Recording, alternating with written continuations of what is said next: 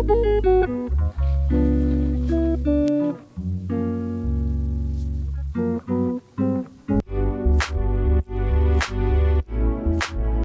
Everyone, welcome back again to my YouTube channel. ಇವತ್ತಿನ ವೀಡಿಯೋದಲ್ಲಿ ಮಲೈ ಕೋಫ್ತಾನ ಹೇಗೆ ರೆಡಿ ಮಾಡ್ಕೊಳ್ಳೋದು ಅಂತ ತೋರಿಸ್ತಾ ಇದ್ದೀನಿ. Basically it's north Indian food. ಇದನ್ನು ರೆಸ್ಟೋರೆಂಟ್ ಸ್ಟೈಲಲ್ಲಿ ಸಿಂಪಲ್ಲಾಗಿ ಬೇಸಿಕ್ಕಾಗಿ ಮನೇಲಿ ಮಾಡಿಕೊಂಡ್ರೆ ತುಂಬ ಚೆನ್ನಾಗಿರುತ್ತೆ. ಮಲೈ ಕೋಫ್ತಾ ತುಂಬ ಅಟ್ರಾಕ್ಟ್ ಆಗೋದೆ ಕೋಫ್ತಾ ಬಾಲ್ಸಿಂದ. ಹಾಗಾಗಿ ಫಸ್ಟ್ ಕೋಫ್ತಾ ಬಾಲ್ಸ್ನ ರೆಡಿ ಮಾಡಿ, ನಾನಿಲ್ಲಿ ಕೋಫ್ತಾ ಬಾಲ್ಸ್ನ ರೆಡಿ ಮಾಡ್ಕೊಳ್ಳೋದು ಹೇಗೆ ಅಂತ ತೋರಿಸ್ತಾ ಇದ್ದೀನಿ.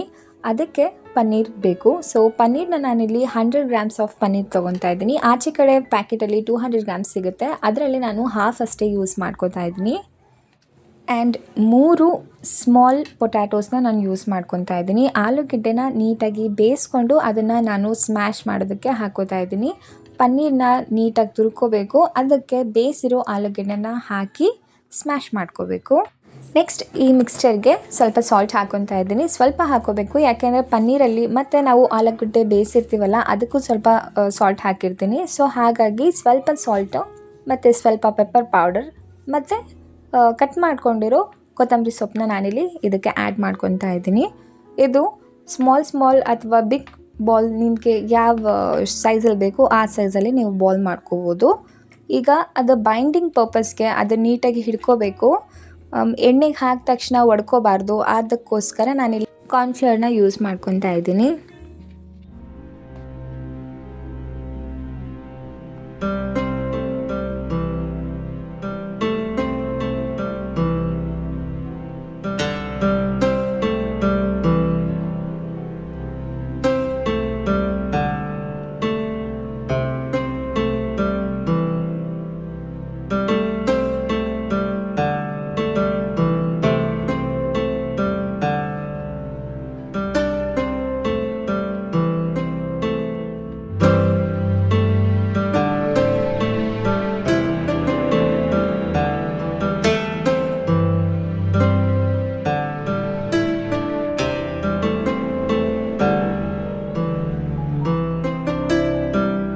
ಈ ಕೋಫ್ತಾ ಬಾಲ್ಸ್ನ ಡೀಪ್ ಫ್ರೈ ಮಾಡ್ಕೋಬೇಕು. ನಾನಿಲ್ಲಿ ಡೀಪ್ ಫ್ರೈ ಮಾಡ್ಕೊಳ್ಳೋ ಬದಲಾಗಿ ಪಡ್ಡಿನ ಹಂಚು ಬರುತ್ತಲ್ಲ ಅದರಲ್ಲಿ 2 ಸ್ಪೂನ್ಸ್ ಆಯಿಲ್ ಹಾಕಿ ನಾನು ಈ ಕೋಫ್ತಾ ಬಾಲ್ನ ಅದರಲ್ಲಿ ಡಿಪ್ ಮಾಡ್ತಾ ಇದ್ದೀನಿ. ನೀವು ಬೇಕಾದರೆ ಡೀಪ್ ಫ್ರೈ ಕೂಡ ಮಾಡ್ಕೋಬೋದು. ಸೊ ಅದು ಗೋಲ್ಡನ್ ಕಲರ್ ಬರುತ್ತೆ, ಅಲ್ಲಿ ತನಕನೂ ಡೀಪ್ ಫ್ರೈ ಮಾಡ್ಕೋಬೇಕು. ಈ ಕೋಫ್ತಾ ಬಾಲ್ ತುಂಬ ವರ್ಸಟೈಲ್ ಆಗಿರುತ್ತೆ. ನಾವು ಪನ್ನೀರ್ ಮತ್ತು ಪೊಟ್ಯಾಟೊ ಅಷ್ಟೇ ಯೂಸ್ ಮಾಡಿಕೊಂಡು ಮಾಡೋದಕ್ಕಿಂತ ಇದಕ್ಕೆ ಸ್ವೀಟ್ ಪೊಟ್ಯಾಟೊ ಹಾಕೋಬೋದು. ರಾ ಬನಾನಾನ ಬಾಯ್ಲ್ ಮಾಡಿಕೊಂಡು ಕೂಡ ನಾವು ಪೊಟ್ಯಾಟೊ ಜಾಗದಲ್ಲಿ ಇದನ್ನು ಹಾಕೋಬೋದು. ಅಥವಾ ತರಕಾರಿಗಳೆಲ್ಲ ಬೇಯಿಸ್ಬಿಟ್ಟು ಅದಕ್ಕೆ ಪನ್ನೀರನ್ನ ಮಿಕ್ಸ್ ಮಾಡಿ ಈ ಥರ ಮಾಡಿಕೊಂಡು ಕೋಫ್ತಾ ಬಾಲ್ನ ಯೂಸ್ ಮಾಡ್ಕೋಬೋದು. ಇನ್ನೂ ರಿಚ್ ಆಗಿ ಕೋಫ್ತಾ ಬಾಲ್ಸ್ ಇರಬೇಕು ಅಂದರೆ ಇದಕ್ಕೆ ನಾವು ಸ್ವಲ್ಪ ಡ್ರೈ ಫ್ರೂಟ್ಸ್ ಅಂದರೆ ಕ್ಯಾಶ್ಯೂಸ್, ನಟ್ಸ್ ಮತ್ತು ರೆಸಿನ್ಸ್ ಕೂಡ ಹಾಕಿ ಕೋಫ್ತಾ ಬಾಲ್ನ ರೆಡಿ ಮಾಡ್ಕೋಬೋದು. ನಾವು ಇದನ್ನು ಡೀಪ್ ಫ್ರೈ ಮಾಡ್ಕೋಬೇಕಾದ್ರೆ ಲೋ ಟು ಮೀಡಿಯಮ್ ಫ್ಲೇಮಲ್ಲಿ ಇಟ್ಕೊಂಡು ಡೀಪ್ ಫ್ರೈ ಮಾಡ್ಕೋಬೋದು. ಸೊ ನಾನು ಆದಷ್ಟು ಡೀಪ್ ಫ್ರೈ ಮಾಡೋದನ್ನು ಅವಾಯ್ಡ್ ಮಾಡ್ತೀನಿ, ಬಿಕಾಸ್ ಅದನ್ನು ನೆಕ್ಸ್ಟ್ ಯೂಸ್ ಮಾಡಬೇಕಾದ್ರೆ ಆಯಿಲ್ನ ಯಾವುದಕ್ಕೆ ಹಾಕ್ಬೋದು ಯಾವುದಕ್ಕೆ ಹಾಕಬಾರ್ದು ಅಂತ ನನಗೆ ಕನ್ಫ್ಯೂಸ್ ಆಗೋದ್ರಿಂದ so this is much better way ಅಂತ ಅಂದು ನಾನು ಇದನ್ನು ಈ ಥರ ಮಾಡ್ಕೋತಾ ಇದ್ದೀನಿ. ಡೀಪ್ ಫ್ರೈ ಮಾಡಿಕೊಂಡ್ರೆ ಬಾಲ್ಸ್ ಥರನೇ ಬರುತ್ತೆ. ನಾನು ಪಡ್ಡಿನ ಹಂಚಲ್ಲಿ ಮಾಡ್ಕೊಳ್ಳೋದ್ರಿಂದ ಇದು ಸ್ವಲ್ಪ ಫ್ಲ್ಯಾಟ್ ಆಗುತ್ತೆ. ಪಡ್ಡು ಹೇಗೆ ಆಗುತ್ತೆ ಆ ಥರ ಫ್ಲ್ಯಾಟ್ ಆಗುತ್ತೆ ಲೋ ಫ್ಲೇಮಲ್ಲಿ ಇಟ್ಕೊಂಡು ಮಾಡೋದ್ರಿಂದ. ನಾನು ಇದನ್ನು 5 to 8 ಮಿನಿಟ್ಸ್ ಕುಕ್ ಮಾಡಿಕೊಂಡೆ. ಸೊ ಈಗ ನಾನು ಇದನ್ನು ಒಂದು ಪ್ಲೇಟ್ಗೆ ತೊಗೊಂಡು ಇಟ್ಕೊತೀನಿ. ಇದ್ರ ನೆಕ್ಸ್ಟ್ ನಾನಿವಾಗ ಇದಕ್ಕೆ ಬೇಕಾಗಿರೋ ಗ್ರೇವಿನ ರೆಡಿ ಮಾಡ್ಕೊತಾ ಇದ್ದೀನಿ. ಸೇಮ್ ರೆಸ್ಟೋರೆಂಟ್ ಸ್ಟೈಲಲ್ಲಿ ಬರುತ್ತೆ, ಆ ಕ್ರೀಮಿ ರಿಚ್ ಆಗಿರುತ್ತೆ.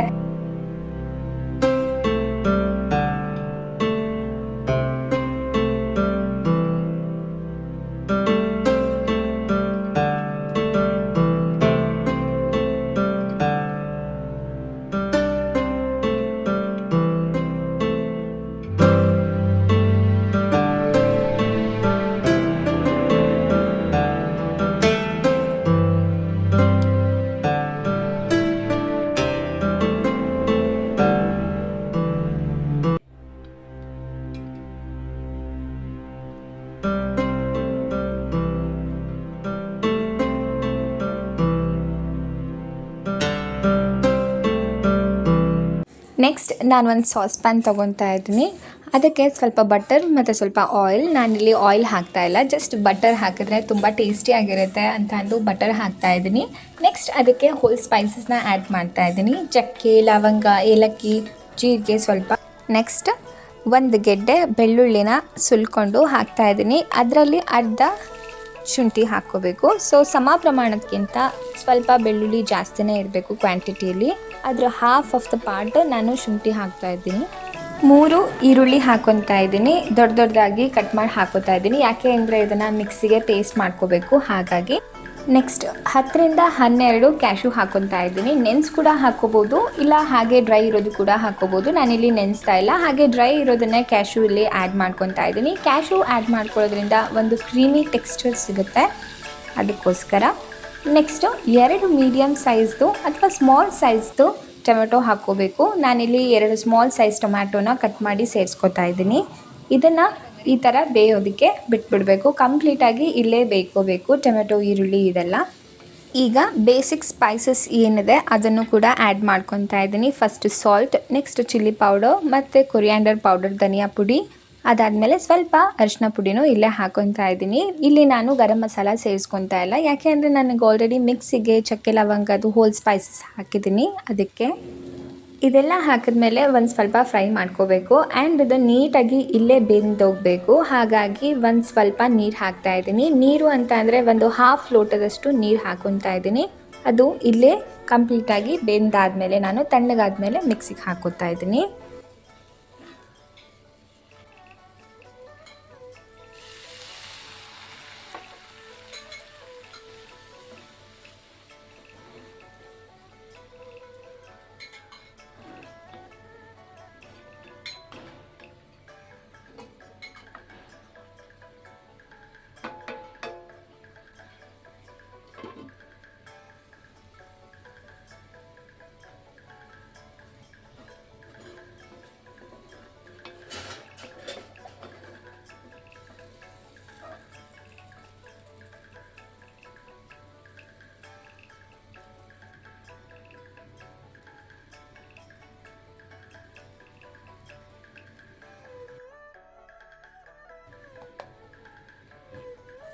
ನಂತರ ಇನ್ನೊಂದು ಪ್ಯಾನ್ಗೆ, ಇಲ್ಲ ನಾನು ಸೇಮ್ ಪ್ಯಾನ್ ತೊಗೊಂಡು ಅದಕ್ಕೆ ಬಟರ್ ಮತ್ತು ಆಯಿಲ್ ಎರಡನ್ನೂ ಹಾಕ್ತಾಯಿದ್ದೀನಿ.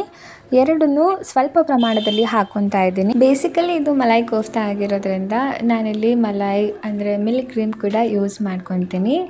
ದೆನ್ ಇದನ್ನು 5 ಮಿನಿಟ್ಸ್ ಕುಕ್ ಮಾಡ್ತೀನಿ. ಈಗ ಆಲ್ರೆಡಿ ನಾನು ಅದನ್ನು ಹೋಲ್ ಸ್ಪೈಸಸ್ ಹೋಲ್ ಇದರಲ್ಲಿ ನಾನು ಬೇಯಿಸಿರೋದ್ರಿಂದ ಅದು ಜಸ್ಟ್ 5 ಮಿನಿಟ್ಸ್ ಕುಕ್ ಮಾಡಿಕೊಂಡ್ರೆ ಸಾಕು. ಜಸ್ಟ್ ಆಯಿಲ್ ಸಪ್ರೇಟ್ ಆಗುತ್ತೆ, ಅಲ್ಲಿ ತನಕ ಕುಕ್ ಮಾಡ್ಕೋಬೇಕು. So it hardly takes 5 to 8 minutes, that's it.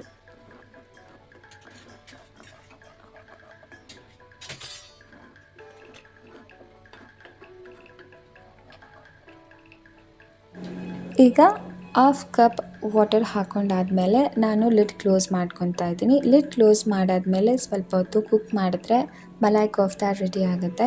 So it's simple ಅಂತ ಹೇಳ್ಬೋದು, ಬಟ್ ಕೋಫ್ತಾ ಬಾಲ್ಸ್ನ ನಾವು ರೆಡಿ ಮಾಡ್ಕೊಳ್ಳೋದಕ್ಕೆ ಇಟ್ ಟೇಕ್ ಸಮ್ ಟೈಮ್. ಅದು ಬಿಟ್ಟರೆ ಇದು ಸ್ವಲ್ಪ ಬೇಸಿಕ್ ಗ್ರೇವಿನೇ. ಈಗ ನಾವು ನಾನ್ ಜೊತೆಲಿ ಏನು ತಿಂತೀವಿ ಆ ಥರ ಇರುತ್ತೆ. ಆಲ್ಮೋಸ್ಟ್ ಪನ್ನೀರ್ ಮಶ್ರೂಮ್ ಗ್ರೇವಿ ಏನಿರುತ್ತೆ ಅದೇ ಥರ ಇರುತ್ತೆ. ಲಾಸ್ಟಲ್ಲಿ ನಾವೇನು ಕೋಫ್ತಾ ಬಾಲ್ಸ್ನ ರೆಡಿ ಮಾಡ್ಕೊಂಡಿದ್ವಿ ಅದನ್ನು ಹಾಕ್ತಾಯಿದ್ದೀನಿ. ಇಲ್ಲಿ ಸಪ್ರೇಟಾಗಿ ಇಟ್ಕೊತಾರೆ, ಬಟ್ ನಾನಿಲ್ಲಿ ಗ್ರೇವಿಗೆ ಮಿಕ್ಸ್ ಮಾಡ್ತಾಯಿದ್ದೀನಿ. ಬಟ್ ನಾವು ಅದನ್ನು ಸೌಟ್ ಮಾಡಬಾರ್ದು ಅಥವಾ ಮಿಕ್ಸ್ ಮಾಡಬಾರ್ದು. ಮಿಕ್ಸ್ ಮಾಡಿದ್ರೆ ಅದು ಗ್ರೇವಿಲಿ ಕಲಿಸ್ಕೊಬಿಡುತ್ತೆ. ಸೊ ನಮಗೆ ಕೋಫ್ತಾ ಬಾಲ್ಸ್ ಥರ ಅದು ಸಿಗೋದಿಲ್ಲ. ಸೊ ಹೀಗೆ ಒಂದೊಂದಾಗಿ ನಾನು ಹಾಕ್ತಾಯಿದ್ದೀನಿ. ಲಾಸ್ಟಲ್ಲಿ ಸ್ವಲ್ಪ ಕಸೂರಿ ಮೇಥಿನ ಪೌಡರ್ ಅಂದರೆ ಕೈಯಲ್ಲೇ ಉಜ್ಜಿಬಿಟ್ಟು ಹಾಕ್ತಾಯಿದ್ದೀನಿ. ನೆಕ್ಸ್ಟ್ ಅಮೂಲ್ ಕ್ರೀಮ್ನ ನಾನಿಲ್ಲಿ ಆ್ಯಡ್ ಮಾಡ್ತಾಯಿದ್ದೀನಿ. ಮನೆಯಲ್ಲಿ ಹಾಲಿನ ಕೆನೆ ಇದ್ದರೆ ಅದನ್ನು ವಿಸ್ಕ್ ಮಾಡಿ ಕೂಡ ಹಾಕ್ಕೋಬೋದು. ಇದನ್ನು ನಾವು ರೋಟಿ ಜೊತೆಲಿ, ಚಪಾತಿ ಜೊತೆಲಿ ಅಥವಾ ತಂದೂರಿ ರೋಟಿ, ನಾನ್, ಬಟರ್ ನಾನ್, ಗಾರ್ಲಿಕ್ ನಾನ್ ಈ ಥರದ್ರಲ್ಲಿ ಇದು ಬೆಸ್ಟ್ ಕಾಂಬಿನೇಷನ್ ಆಗುತ್ತೆ. ಖಂಡಿತ ಒಂದ್ಸರಿ ಟ್ರೈ ಮಾಡಿ. ಸಿಂಪಲ್ಲಾಗಿ ಟೇಸ್ಟಿಯಾಗಿ ಮನೇಲೇ ಮಾಡಿಕೊಂಡು ತಿನ್ಬೋದು. ಸೇಮ್ ರೆಸ್ಟೋರೆಂಟ್ ಸ್ಟೈಲಲ್ಲಿರುತ್ತೆ. ನಿಮಗೆ ಈ ವಿಡಿಯೋ ಇಷ್ಟ ಆಗಿದ್ರೆ ನಿಮ್ಮ ಫ್ಯಾಮಿಲಿ ಫ್ರೆಂಡ್ಸ್ಗೆ ಶೇರ್ ಮಾಡಿ. ಹಾಗೆ ನನ್ನ ಚಾನಲ್ನ ಸಬ್ಸ್ಕ್ರೈಬ್ ಮಾಡ್ಕೊಳ್ಳೋದು ಮರಿಬೇಡಿ. ಮತ್ತು ಇನ್ನೊಂದು ವಿಡಿಯೋದಲ್ಲಿ ಇನ್ನೊಂದು ಒಳ್ಳೆ ರೆಸಿಪಿ ಜೊತೆಲಿ ಸಿಗ್ತೀನಿ. ಅಲ್ಲಿ ತನಕ ಟೇಕ್ ಕೇರ್, ಬಾಯ್.